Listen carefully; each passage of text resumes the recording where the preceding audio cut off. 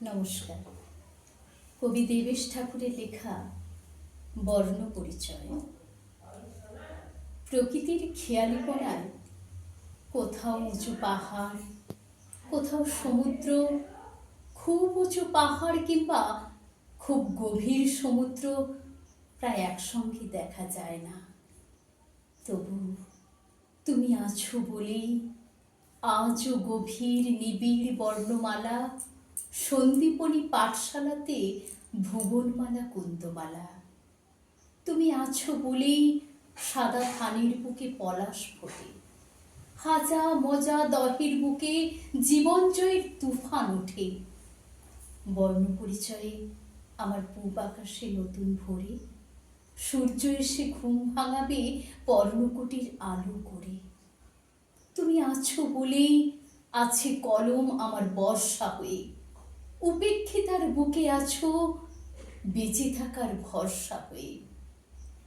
কন্যার দায়গ্রস্তার পিতার আমন্ত্রণে তুমি ভোজনে বসেছিলে, অতি কষ্টের আয়োজন, বিদুরের খুদপুরো। হায়রে, তোমার পাতে পড়ল একটি আরশোলা। দুপাশে উপবিষ্ট পণ্ডিতগণ অর্কফলা কম্পিত করে জিজ্ঞাসু দৃষ্টিতে জানতে চাইলেন, পাতে ওটি কি? তুমি কীর্তিকে গিলে ফেলে বললে, লঙ্কা ভাজা। বাঁচিয়ে দিলে সেই দরিদ্র ব্রাহ্মণের মান। দেনায় জর্জরিত মধুসূদনকে ফিরিয়ে আনলে প্যারিস থেকে, রক্ষা করলে কারান্তরাল থেকে। মধুসূদনকে বাঁচাওনি, বাঁচাওনি হেনরিয়েটা বা তার সন্তানদের।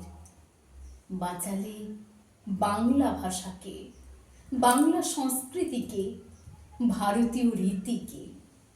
তেন ত্যক্তেন ভুঞ্জি থামা গৃহীত কস্য সিদ্ধনম।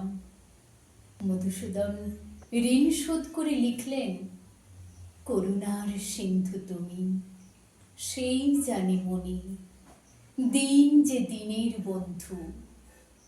শত গালাগাল, শত কুৎসা শুয়েও মাথা উঁচু করে বেঁচেছ, বাঁচতে শিখিয়েছ আমাদের।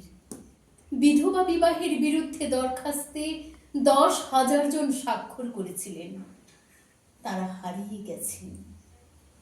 যেমন দিনের সূর্যালোকে জোনাকি হয় অদৃশ্য, সমালোচনার আঘাতে জর্জরিত নিন্দিত, তবু নন্দিত আজ বাংলার ঘরে ঘরে।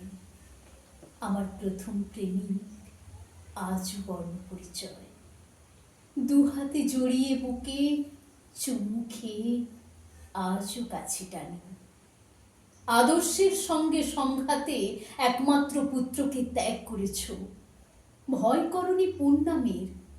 আদর্শের জন্যই সরকারি চাকরি, স্বগ্রাম, এমনকি গর্ভধারিণীকেও ত্যাগ করতে পিছপা হওনি।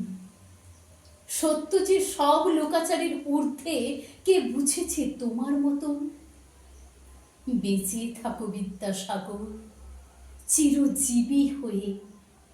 প্রতিটি শাড়ির পারে, প্রতিটি নারীর জাগরণী, সত্যের সারথ্যে, প্রতিটি নিবিড় যুদ্ধ জয়ে।